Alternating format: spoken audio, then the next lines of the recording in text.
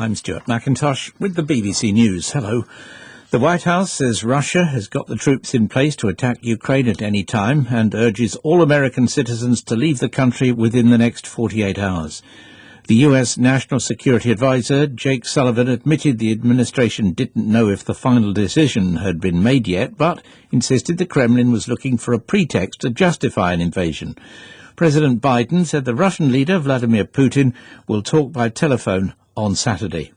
Peter Bowes reports. Jake Sullivan said should President Putin decide to order an attack, there was a window for it to begin at any time, possibly during the Olympics, despite speculation that Russia would wait until the Games were over. President Biden, following a call with other Western leaders, said they were united in their diplomatic efforts and deterrence measures and were ready to impose massive economic costs on Russia should it choose further aggression.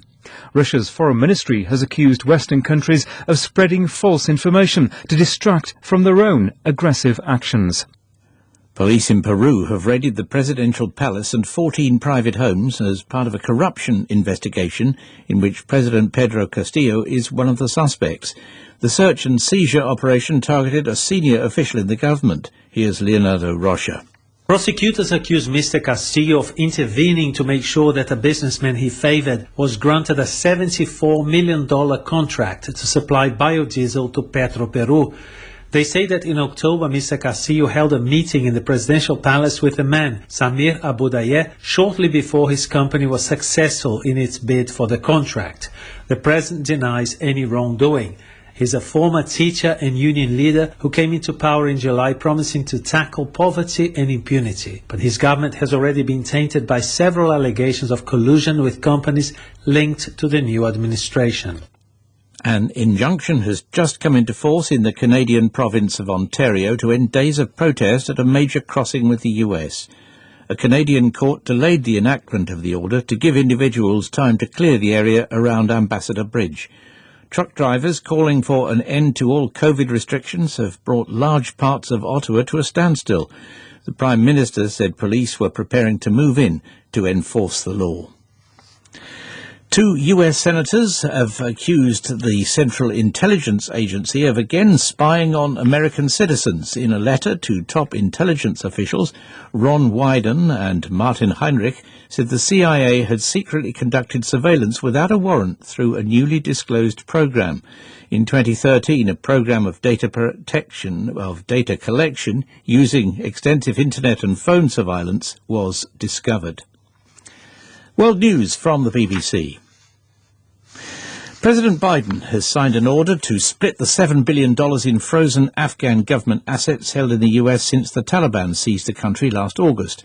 Half will be used to settle compensation claims against the Taliban filed by American victims of terrorism. Abdullah Bahir is a university lecturer in Kabul who distributes aid to Afghan families. He's disappointed with the US decision.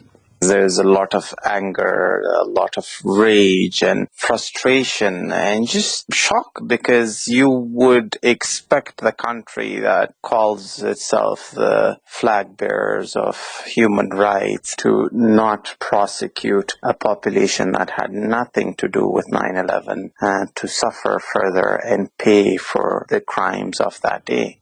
A Taliban spokesman called the US action a theft. 2 international freelance journalists and 3 Afghan nationals working with them have been freed from detention by the Taliban.